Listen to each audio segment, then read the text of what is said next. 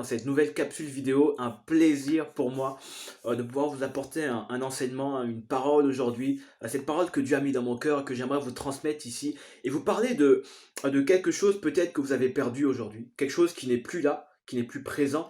Quelque chose que le monde a fait disparaître en vous. J'aimerais vous parler de la paix. La paix de Dieu. Vous parlez de cette paix qui surpasse notre intelligence. Une paix qui va au-delà de ce que l'on peut vivre, qui nous permet d'expérimenter des choses juste incroyables avec Dieu, malgré tout ce qu'il y a autour de nous. Et le monde dans lequel on vit aujourd'hui aimerait vivre la paix. On aspire tous à la paix. On veut vivre en paix dans notre famille, dans notre foyer, etc. Et combien, dans notre époque, aujourd'hui, il est difficile de vivre une paix véritable. Et là, je vous parle d'une paix qui dure, pas une paix éphémère, pas juste un temps mort, ok? Pas juste un moment où il n'y a plus de conflit et waouh, c'est magnifique, et le lendemain, ça recommence. Non, j'aimerais te parler d'une paix véritable, une paix qui dure. Et la Bible nous parle d'une paix qu'il est possible d'expérimenter malgré les circonstances. Et la Bible nous parle, et c'est Jésus-Christ qui fait cette prière ici, et une prière qui j'espère va résonner en toi dans Jean chapitre 14, verset 27, où il est dit, je vous laisse la paix.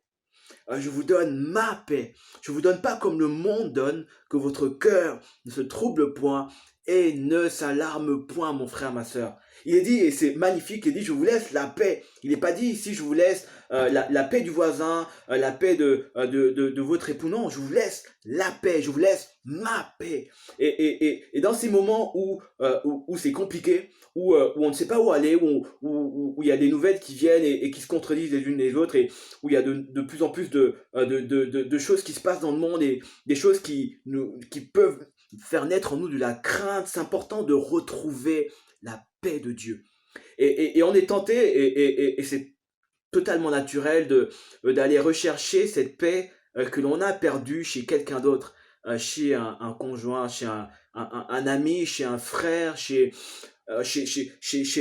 quelqu'un d'autre, dans une activité. Et c'est vrai que ça fait du bien d'aller de temps en temps aller vers quelqu'un et lui parler de ce que l'on vit, etc. Ça fait du bien de regarder des émissions qui nous font du bien et qui font déstresser, etc. Mais pourtant, ces choses-là font du bien un temps, mais finalement ne durent pas longtemps. Pourquoi? Parce qu'il y a qu'une paix.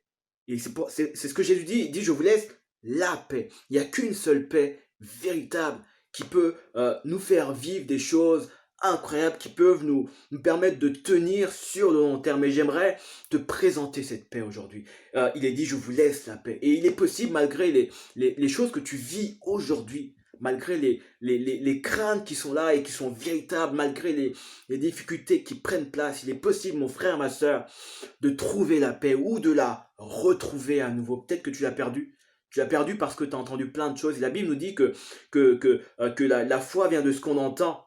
Mais j'aimerais te dire également que la peur vient de ce qu'on entend.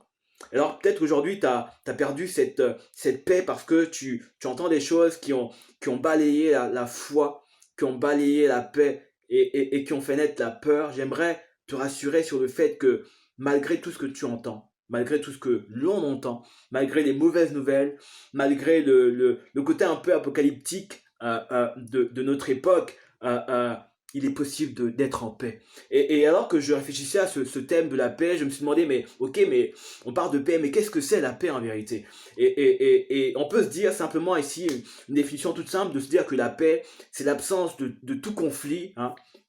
Un pays qui n'est pas en guerre envers un autre pays, bah c'est un pays en paix, il est en paix. Et pourtant, il y a quelques années, il y a plusieurs années même, des pays n'étaient pas en guerre véritablement, et pourtant on a expérimenté ce qu'on a appelé la guerre froide. Ils étaient quand même en guerre. Et tout ça pour dire que la paix, ça va au-delà de l'absence de conflit. On peut se dire également que dans un cimetière, il y a un cimetière, il n'y a pas de conflit, et pourtant on peut difficilement y trouver la paix. Alors la paix que Dieu veut te donner, la paix spirituelle, va bien au-delà de l'absence de conflit, va bien au-delà de l'absence de quelque chose. La paix que Dieu veut te donner, cette paix qui dure, c'est la présence de quelque chose. Ce n'est pas l'absence simplement de quelque chose, mais c'est la présence de quelque chose. Et j'aimerais aller encore plus loin, te dire que la paix que Dieu veut te donner, et cette paix que Dieu veut que tu reçoives, c'est la présence de quelqu'un. Et c'est la présence du prince de la paix. La présence de Jésus-Christ. Et alors que Jésus-Christ va faire cette prière à ses disciples, il va dire, je vous laisse la paix. Ils n'ont pas encore reçu le Saint-Esprit. Et on est dans une époque où le Saint-Esprit a déjà été envoyé. Et ça nous dit ici que la paix, c'est pas juste quelque chose qui sera extérieur, mais il est possible de vivre une paix qui est intérieure. Christ, Emmanuel, Dieu avec nous, le Dieu qui vit en nous, peut faire naître en toi la paix, peut transformer tes peurs en paix, peut transformer tes craintes qui sont là, qui sont bien réelles, peut faire que tes peurs disparaissent quand le prince de paix est là. Et j'aimerais vraiment te laisser cet encouragement et te dire que mon frère, ma soeur, ne regarde pas aux circonstances. La paix que Dieu veut te donner va plus loin que les circonstances. Il est possible encore aujourd'hui, même si tu vis quelque chose de difficile, même si tu as appris une mauvaise nouvelle, même si tu te demandes, mais waouh, qu'est-ce que le monde nous réserve, qu'est-ce qu'on aura demain, qu'est-ce qu'on va vivre demain, enfin, qu'est-ce qu'on va expérimenter encore comme mauvaise nouvelle, qu'est-ce qu'on va encore nous dire. On nous a annoncé que ça ira bien et on nous a dit ensuite que ça n'ira plus finalement. Qu'est-ce que le monde nous réserve? J'aimerais te dire, on ne sait pas ce que le monde nous réserve. On ne sait pas ce que le monde va nous proposer. On ne sait pas la surprise qu'on aura. Mais j'aimerais te dire que si tu ne contrôles pas ce qu'il y a dans le monde, tu peux contrôler comment tu réagis à ce qu'il y a dans le monde. Tu peux contrôler, mon frère, ma soeur, la manière dont tu réagis aux circonstances du monde. Et j'aimerais t'encourager à réagir, non pas comme le monde voudrait que tu réagisses, mais j'aimerais que tu commences à agir comme quelqu'un qui a cette paix en lui, avec foi. Et juste revenir sur ce passage qui dit que la foi vient de ce qu'on entend. Et j'aimerais t'encourager, mon frère, ma soeur. Tu peux entendre plein de choses, mais j'aimerais que ce que tu entendes vienne principalement de la parole de Dieu. Et quand tu vas te laisser nourrir par ce que Dieu dit à ton sujet, parce que tu vas être nourri par les vérités de la parole de Dieu, alors la foi va venir. Et la foi, a cette puissance, cette faculté finalement de nous emmener dans cette dimension avec Dieu où finalement on est en paix. Il y a ce repos céleste qui prend place, cette paix avec Dieu. Et j'aimerais te rassurer sur ce fait-là, que cette paix, elle est disponible. Il est possible encore de vivre cette paix avec Dieu. Et Dieu t'encourage ici à saisir. Elle est là, la paix. Elle est disponible.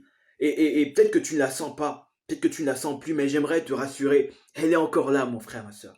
Elle est disponible. Et juste te demander, t'encourager au-delà de ce que tu vis. Et ce que tu vis est réel. Ce que tu vis est vrai. Il est possible de vivre la paix de Dieu. Et lorsque Dieu va donner cette paix, il y a une autre chose que j'aimerais t'encourager à faire. Alors que Dieu va faire grandir, et il le fait maintenant, grandir cette paix en toi. J'aimerais t'encourager, maintenant que tu as la paix de Dieu, dans le nom de Jésus, j'aimerais t'encourager à être un artisan de paix. Un artisan de paix, c'est celui-là qui va distribuer la paix, qui va transmettre la paix, qui va encourager autour de lui. Et être un artisan de paix, c'est également ne pas propager de fausses nouvelles, de fake news, ne pas propager de choses qui ne sont pas vraies. C'est être ça également, être artisan de paix. De dire que je vais produire la vie, je vais transmettre la vie. Et lorsqu'on est dans un environnement où la vie est là, alors tout va bien. Dans ta maison, j'aimerais t'encourager à transmettre la paix dans ton foyer, dans la vie de tes enfants, dans ton couple, à transmettre la paix de Dieu. Et lorsque tu vas transmettre cela, tu vas voir, ça va te faire du bien. Tu seras environné dans un endroit où il n'y aura que de la paix, cette paix surnaturelle de Dieu. Premièrement, tu peux vivre la paix. Tu peux expérimenter la paix de Dieu et Dieu te la donne. Et je te prie, mon frère, ma soeur, je t'en prie ce soir, reçois cette paix. Et une fois que tu l'as reçue, cette paix qui est déjà là, qui est disponible, qui est en toi par le Saint-Esprit, sois un artisan de